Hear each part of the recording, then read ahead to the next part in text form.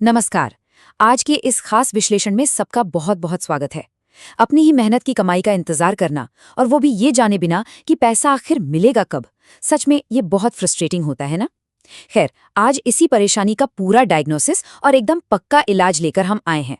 बात होगी ईपीएफ यानी एम्प्लॉयज प्रोविडेंट फंड क्लेम्स की, जो अक्सर हफ्तों तक बस अटक कर रह जाते हैं। हर दिन ईपीएफ पोर्टल चेक करना और 20 दिन बीत जाने के बाद भी वही डरावना सा अंडर प्रोसेस स्टेटस देखना, ये घबराहट और बेचैनी बिल्कुल जायज़ है। सबसे ज़्यादा निराशा तो तब होती है जब सारी डिटेल्स एकदम सही हों, फिर भी क्लेम वहीं का वहीं अटका रहे। तो चलिए आज इसी अंडर प्रोसेस के रहस्य से पर्दा उठाते हैं। तो जल्दी से आज के एजेंडा पर नजर डाल लेते हैं। पहला, पीएफ क्लेम आखिर अंडर प्रोसेस रहते क्यों हैं। दूसरा, सिस्टम और सर्वर की क्या गलतियां होती हैं। तीसरा, इसमें केवाईसी और नियोक्ता यानी एम्प्लॉयर की क्या भूमिका है। चौथा, ईपीएफ ग्रीवेंस और उसके समाधान। और पांचवा, आरटीआई, जो कि है सबसे असरदार हथियार। Section 1, PF claim under process क्यों रहते हैं। ईपीएफओ में क्लेम अप्रूवल मुख्य रूप से इन 3 चरणों से होकर गुजरता है। सबसे पहले पुरानी कंपनी या एम्प्लॉयर इसे वेरीफाई करके डिजिटल सिग्नेचर के जरिए आगे बढ़ाता है। दूसरा स्टेप है फील्ड ऑफिस का वेरिफिकेशन, जहां ईपीएफओ का स्टाफ केवाईसी और सर्विस हिस्ट्री को चेक करता है। और फाइनली तीसरा चरण है पेमेंट प्रोसेसिंग, जहां पैसा सीधे बैंक अकाउंट में ट्रांसफर होता है। अब अगर कोई क्लेम अंडर प्रोसेस दिखा रहा है तो इसका सीधा सा मतलब है कि फाइल बस इन्हीं में से किसी एक स्टेज पर जाकर रुक गई है। असल में यहाँ सारा खेल डेटा का है। अगर केवाईसी पूरी तरह से अप्रूव्ड है, पैन और आधार बिल्कुल मैच कर रहे हैं और एग्जिट डेट एकदम सही डली है, तो क्लेम सीधा ऑटो सेटलमेंट में चला जाता है। इसमें सिर्फ 7 से 15 दिन लगते हैं।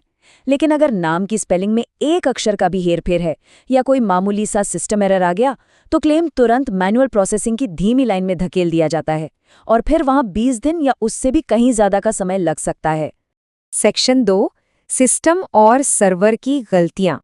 कई बार ऐसा होता है कि क्लेम बिल्कुल 100% सही होता है, लेकिन बैकएंड में जब ईपीएफओ का सिस्टम, आधार या बैंक सर्वर से डिटेल्स क्रॉस चेक करता है ना, तो सर्वर डाउन होने या टाइम आउट होने की वजह से डेटा मैच ही नहीं हो पाता। कभी कभी तो सिस्टम लेगेसी डेटा यानी कोई बहुत पुराना रिकॉर्ड ही उठा लेता है। ऐसे में बिना किसी की गलती के ही क्लेम को चुपचाप एक तरफ रख दिया जाता है ताकि बाद में उसे मैन्युअली चेक किया जा सके। इसके अलावा एक और बड़ी दिलचस्प वजह है विड्रॉल का कारण गलत चुन लेना। उदाहरण के लिए मान लीजिए एडवांस पीएफ निकालने के लिए नेचुरल कैलामिटी यानी प्राकृतिक आपदा का विकल्प चुना गया, तो क्लेम को तुरंत होल्ड पर रख दिया जाता है, सिर्फ ये चेक करने के लिए कि क्या वाकई उस इलाके में कोई आपदा आई भी है या नहीं। इसके बजाय इलनेस यानी बीमारी का विकल्प चुनने पर सिस्टम अक्सर उसे प्राथमिकता देता है और पैसा कहीं ज्यादा जल्दी सेटल हो जाता है। सेक्शन 3, केवाईसी और नियोक्ता की भूमिका। देरी के जो सबसे आम कारण हैं उनमें शामिल है आधार और ईपीएफओ के रिकॉर्ड में नाम या जन्मतिथि का मिसमैच होना, या फिर गलत बैंक अकाउंट और आईएफएससी कोड का होना। एक बात हमेशा ध्यान रखनी चाहिए कि अगर बैंक ने पैसे लेने से मना कर दिया तो पैसा वापस लौट जाता है और फिर पूरी की पूरी प्रक्रिया एकदम शुरू से स्टार्ट करनी पड़ती है।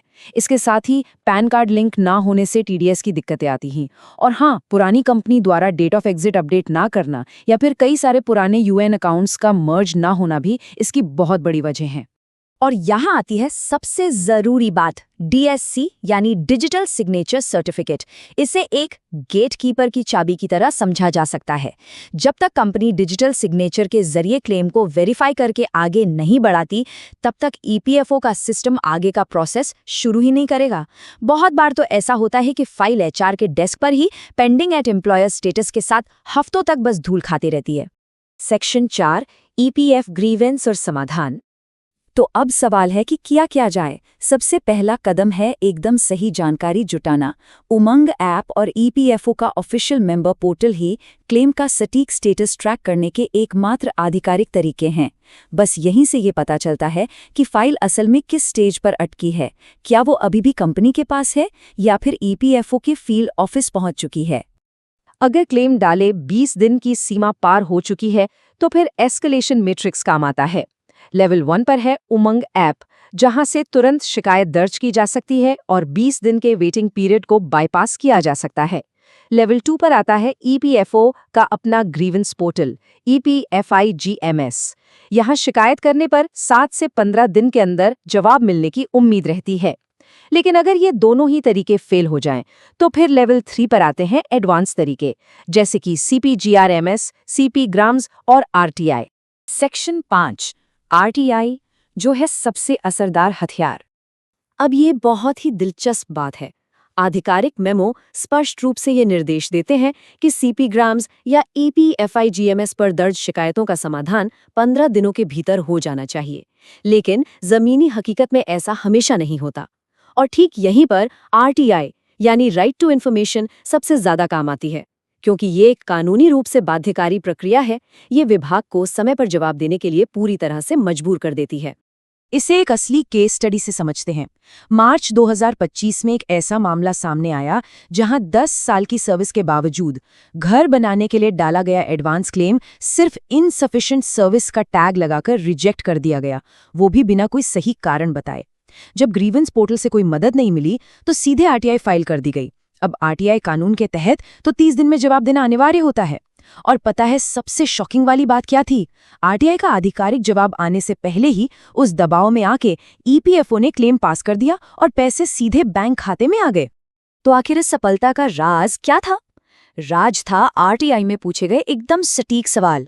RTI लगाते समय हमेशा सीधे और तीखे सवाल पूछने चाहिए, जैसे कि EPFO रिकॉर्ड के अनुसार कुल सर्विस पीरियड कितना है, क्लेम को रिजेक्ट करने के विशिष्ट नियम क्या हैं, और सबसे अहम सवाल, इस गलत रिजेक्शन के लिए किस अधिकारी की जवाबदेही तय की गई है।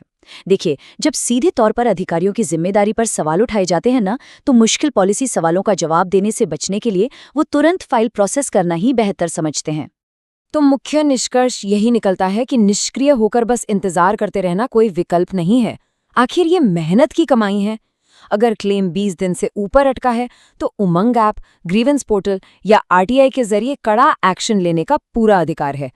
लेकिन अंत में सोचने वाली बात यह है कि अगर एक साधारण सी RTI सालों से अटके हुए सिस्टम को महज कुछ ही दिनों में काम करने पर मजबूर कर सकती है, तो क्या हमारी पूरी व्यवस्था को ही ऐसे पारदर्शी और जवाबदेह हथियारों की सख्त जरूरत नहीं है?